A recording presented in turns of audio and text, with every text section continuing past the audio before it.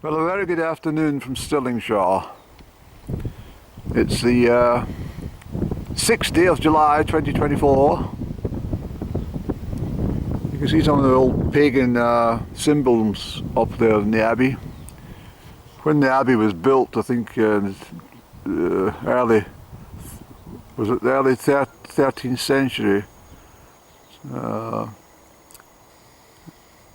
they still retained, even in Christianity, they retain lots of the old pagan symbols.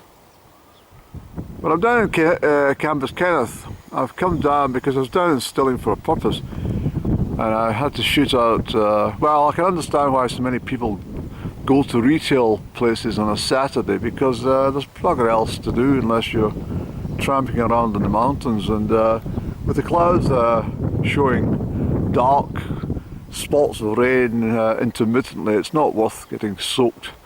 So I thought I'd, I was on my way back, I noticed, I said, well, why don't we just go in here, Andy? So it is open, and I'll give you some information about Cambuskenneth Abbey. It was founded by King David, David I, that is, close to his residence at Stirling Castle in the year 1140. I beg your pardon, Abbey, it was the 12th century, mid-12th century, 1140. That's quite early. Its canons were members of the Rusian order, later the Augustinians. I think I was an Augustinian, being a Virgo. We're here to pray for the souls of the monarch, his family and kingdom. Unlike the cloistered monks, Cambuskenneth's canons were dedicated to public ministry beyond the confines of the Abbey. They assisted in the running of the kingdom as medieval civil servants. King Robert I held a parliament at Cambuskenneth shortly after his victory at the Battle of Bannockburn in 1314. Yes, how can we forget that?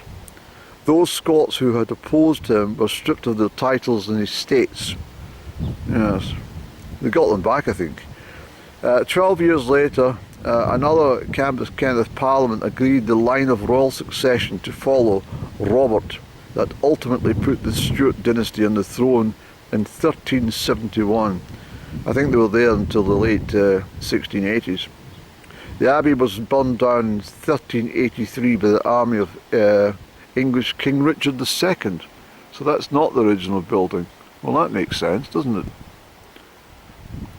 Oh yes, you can see all the remains of the Abbey all scattered.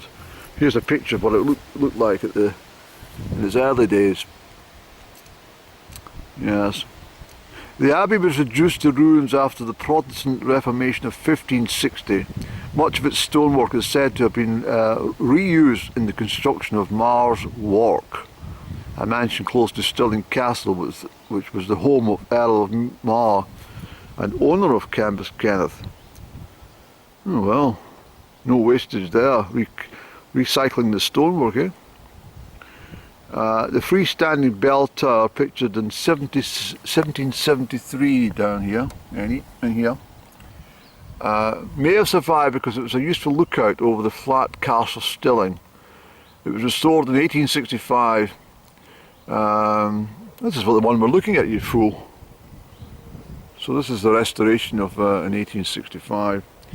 Within these now ruined walls, history was made. This is where parliaments met after the Battle of Bannockburn, and where the future of the Stuart dynasty was determined, and where King James III was buried. So there we go. And as usual, Historic Scotland want to piss around with the stupid fencing and that. Well, I mean, what's the point of that? They're expecting some sheep to be grazing here, keep the lambs away from, or the ewes away from the rams or something. I don't know, but it's all silly. Yes, well, this is entirely interesting. I'm assuming the gates are from 1865. Sounds like it. Yes, it sounds like it needs a little bit of oil. I think you need to carry a can of oil with you, Andy. You need a lot of gates which squeak a lot. Oh, there's a couple of people going along. Well, what we'll do, we'll go and have a look at this part here. Hello. And this would have been part of the original Abbey, of course, which didn't fall to the flames. And as usual, restricted access, unstable gravestones. So part of it's, I mean, there's no unstable stones in there. I'm fed up with these people with the unstable headstone nonsense. But very, very decent rock. So we'll look inside, Annie. There's no fee to pay. But I'm glad I came because it's always been in my sort of another bucket list event. History in here, Andy. So this is the quarters where they all met after Bannockburn. A sort of replica of it, I'm assuming. And the old tablet stone, a sort of historical type of poofy. No, it's not a derogatory statement about a gay, a poofy. It's something officially. My grandmother had lots of poofies in her lounge. I used to sit and put my feet up. And she'd offer me some orangeade. And I put my feet up. She said, "Would you like a sandwich, Andrew?" I said, "No, Grandma, I'm not hungry.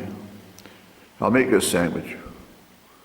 And that's when I got my mustard.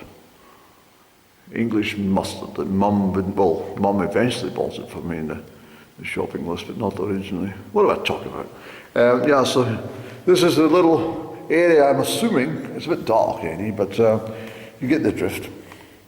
How was the battle, Robert? Yeah, it was damn good. Gave these English fellas a right old thrashing. Yeah. Listen, what about this bloody lot that didn't help us? Oh, to hell with them. I've taken back the land. What, all of it? Yes, I've taken the bloody lot back. I'm not getting a bloody scrap of grass. Well done, you, Bob. Well done.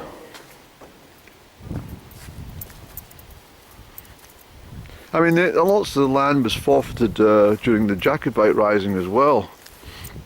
And again, it was given back. But, well, I suppose this is almost like coming to visit my house in about 400 years when it's flattened to the ground or something, you know. Because, wasn't it that chap Andy that lived here? Yes, he had quite a nice house. Yes, I understand he called it Astor Hall. He did, yes. When he first got himself booked up for Tesco home deliveries, they asked him for his address and he put down Astor Hall. And gave them instructions how to get to the property, with in brackets one with a nice garden. And during that period when he used to shop online with Tesco because it was convenient when he was working away, he often got deliveries with the marker on it saying address with Astor Hall. None of the delivery drivers ever said, why on earth do you call it Astor Hall? I says, well, I got a bunch of asters in the garden, that's how. But it's pretty decent. And for a lot of people, they probably think, well, what a damn waste of time. Why would you want to come and look at all this pile of rubble? Well, it's history here, Annie. There's some connection with this Cambuskenneth, with the name Kenneth, about Kenneth MacAlpin, who just 20 miles up the road was slain in the battle. 25 miles up the road at the Battle of Bannockburn in the early 11th century. This is why they call it Cambuskenneth.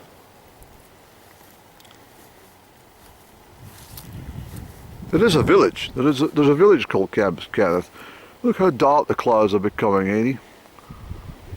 Yes, I think we'll get a... Well, I got my brolly, but I won't be putting my brolly up inside the vehicle, you understand?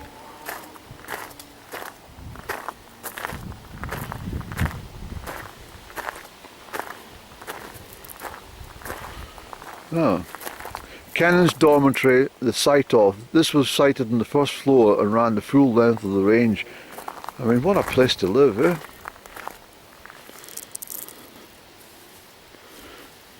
A passage between the cloister and the outer precinct of the Abbey is probably also served as a parlour, where essential conversation was allowed, yes. That's what you need in this life, essential conversation, not drivel. Bloody social media drivel. What we require is essential conversation. The chapter house, the main meeting room where business was discussed and sins confessed. It took its name from a daily reading of a chapter of the monastic rule. Yes, the monks were serious people when it come to, you know, obeying rules and regulations. They're also good winemakers, the monks, and they understood a lot about plants and growing their own vegetables, and very self-sufficient actually. With, I mean, the monks were probably the best, healthiest people in the planet back in the pre-medieval times. But I do like this little spot. I'm getting a bit of a feel for it. The southeast processional doorway led from the cloister into the church. Well, you've just got to imagine from the picture I showed you just exactly what it will all be like. Wandering around the dark rooms with candles.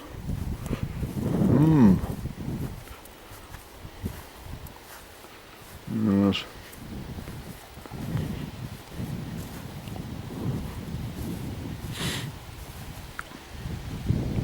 The old graveyard end, isn't it? Of course it's blackened because the railway line is not too far away from here, you see, and that would be the old steam trains with the dirt and grime from the coal that was burnt on board the steam trains. Here's a sort of insight to it. The power of prayer. The canon's prayer was thought to speed the souls of the dead through purgatory. This power was at the heart of Cambuskenneth's influence and prompted many generous donations to the Abbey. So nothing's changed there. Always put something in the collection plate. Inside the house of God. Most of what survives of the Abbey dates from the 1200s. The bell tower was always freestanding. Its finest bell is said to have been lost while it had been transported across the Forth. Interesting. Somebody might find it one day. The ruins of what may have been an infirmary and a guest house frequented by Scottish royalty stand by the river. The river's not far, that's the River Forth, of course. I won't give you any more information except to say it's a fantastic little spot. But I think what we'll do, Annie, because those clouds look quite ominous coming from the northwest, and I think we're going to be battered with hail.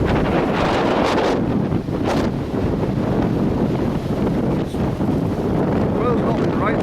Bloody people turned up at Amory Kirk the other night ago. I'm still spooked out with that lot. If you watched it, I will tell you so much.